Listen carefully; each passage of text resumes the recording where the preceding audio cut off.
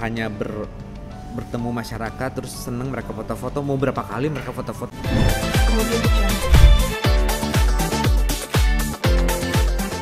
Tapi salah juga. Terus gue harus gimana gitu? Salah, katanya rumah dinas dipakai. Terus katanya malah aku jadi menyaingi dari OPD gitu kan. Ya harusnya terima kasih sama gue dong. Data-data yang ada sekarang semuanya nggak verified, nggak jelas. Data-datanya cuma segitu-gitunya. Artinya disperindak sama Dinkop kan punya data yang valid, masing-masing jelas gitu ya. IKM, UKM yang mana, dan justru aku membantu. Ujung-ujungnya kan aku juga akan memberikan data itu gitu. Dan ayo kita sama-sama gitu. Nah ini kan bagaimana kedewasaan dari top leader untuk bisa mengkoordinasikan ini semua dan melibatkan aku di dalam sistem gitu. Karena kan wakil mau bagaimana. Iya, nah sekarang kalau mau umroh, haji 25 hari terus ke Sekda terus. Aku sebagai ketua TPPS, tim percepatan penurunan stunting, sudah jelas garisnya dari atas, dari pusat bahwa harus ke wakil kepala daerah. Aku sebagai ketua TPPS tapi seperti dilewat-lewat terus gitu. Aku sampai minta misalnya saya minta seluruhnya yang ada di dalam SK Bupati berdasarkan Kepres ya, kalau nggak salah Kepres 23 mengenai TPPS ini, itu kan ada tuh jelas. Saya sebagai wakil bupati sebagai ketua TPPS, wakil ketua adalah Sekda, wakil ketua 2 adalah ketua PKK ya, Ibu Bupati. Terus berikutnya ada kadis ini semuanya hampir semua OPD. Karena memang ada keseriusan pemerintah untuk menangani stunting ini. Aku kan ingin coba ya. Ayolah kita meeting semua yang ada di dalam list ini, yang presiden loh yang bikin ya. Kita buat expose masing-masing dan takut semuanya. Karena kan entah arahan dari siapa, jangan diakomodir Wabub, jangan di ini Wabub. Gimana gue bisa kerja gitu kan. Terus udah gitu sekarang aku juga masih tanda tanya juga. Terus nanti pertanggungjawaban akunya sampai mana gitu. Misalnya 900 sekian miliar rupiah di terakhir tahun 2020 penanganan stuntingnya per tahun ya. Itu kan ada ke OPD ini, ke dinas ini, misalnya dinas Disperkimtan untuk MCK, Dinsos untuk pembagian bantuannya, terus kemudian ada dinas-dinas yang lain segala macam. Untuk kedepannya, based on dari sebelumnya kan, oke serapannya kan bisa sampai 97% gitu kan, tapi ini harus dianalisa kan, harus dievaluasi apa yang salah sehingga masih cukup tinggi angka stuntingnya. Ini kan bukan sembarangan lagi, bukan yang main-main lagi, bukan yang seperti dulu nggak ada guidance-nya dari pusat. Ini kan sampai ke buku saku, buku ini sampai untuk masyarakat ke bawah.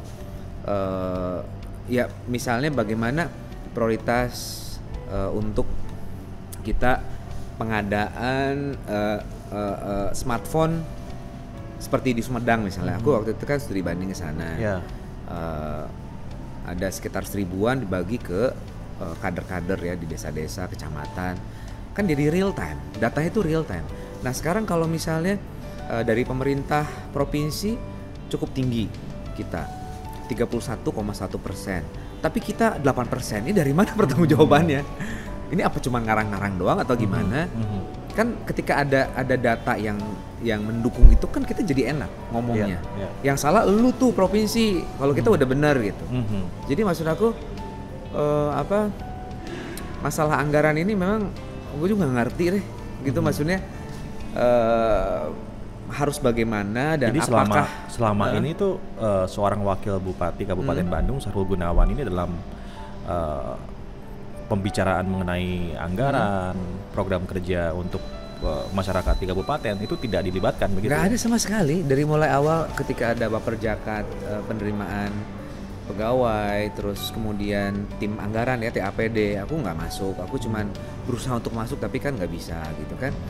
Jadi seperti kalau kata lagunya si Pinkan Mambo itu, kekasih yang tadi anggap. Lu bayangin sakit Perih nggak ya? tuh? Perih banget ya. Iya, maksudnya sementara gue tuh lagi pengen gimana caranya gue belajar, gue pengen memberikan kontribusi gitu. Kan aku dari awal udah ngomong, gue ada 2 periode sama lu ya, gue wakil, oke nggak apa-apa, karena gue tahu kapasitas gue. Tapi misalnya aku udah ketemu dengan beberapa pihak, misalnya bagaimana nih Kabupaten Bandung ini biar menonjol. Betul. Dari sisi seni budaya dan lain sebagainya. Karena gini, aku tuh pengen Kabupaten Bandung sebagai indungnya Bandung, yang memang semua kan awalnya di situ. Betul. Dari mulai dulu peristiwa Bandung Lautan Api lah gitu, Sejarah semuanya. Bandung itu kan sejarah dimulai dari Bandung ini situ. ya Bandung ya ya satu gitu kan. Lalu kemudian kota Bandung pisah.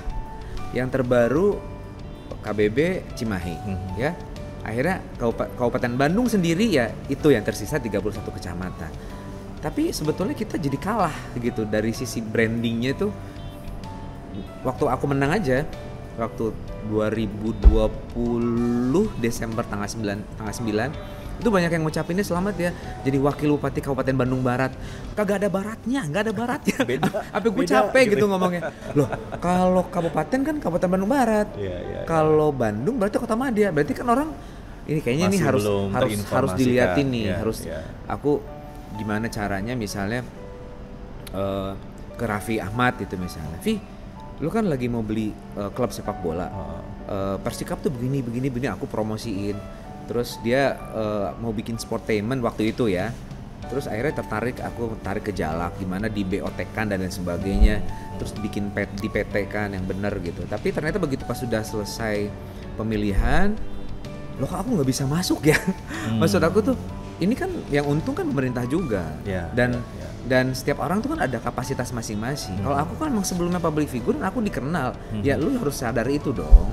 Maksudnya masing-masing harus tahu kapasitasnya. Jangan karena takut nanti dia di tahun 2024 akan ini lagi segala macem. Aku komit gitu sebetulnya. Jadi justru aku dengan kapasitas apa, ya harusnya ya sudah dia bisa dengan kapasitasnya dia gitu. Toh aku untuk ngedorong juga Kabupaten Bandung. Ya nggak usah takut kalah populer lah gitu kan. Karena aku sebelumnya juga udah populer gitu. Mohon maaf. Tapi maksudnya ketika kita bicara kapasitasnya masing-masing kan harusnya justru jadi harmoni gitu. Saling menguatkan. Jangan wartawan nggak boleh ada yang ingin aku. Semua di Bandung nggak ada yang keluar sama aku. Di akun Prokopim Pemkab nggak ada liputan tentang aku. Itu semuanya aku di ini. Sebelah bentar. Oh ya udah, oke nggak apa-apa. Toh juga gue punya sosial media gue sendiri. Gue promosiin aja. Maksudnya bukan promosiin tapi memberitakan aktivitas-aktivitas aku. Ya memang sih kenapa pada akhirnya aku membuat satu kegiatan, membuat satu komunitas kan harus jelas. Apa yang aku keliling ke masyarakat itu kan harus ada progresnya. Nah dengan UMKM ini kan jadi ada pengeratnya kan, gitu. Misalnya aku ke anak muda mengedukasi anak-anak muda di UMKM dan semua segmen gitu ya. Dan itu perlu daripada cuman keliling nggak jelas gitu ya. Hanya bertemu masyarakat terus seneng mereka foto-foto, mau berapa kali mereka foto-foto, udah sekali gue datang lagi juga udah bosen. Iya.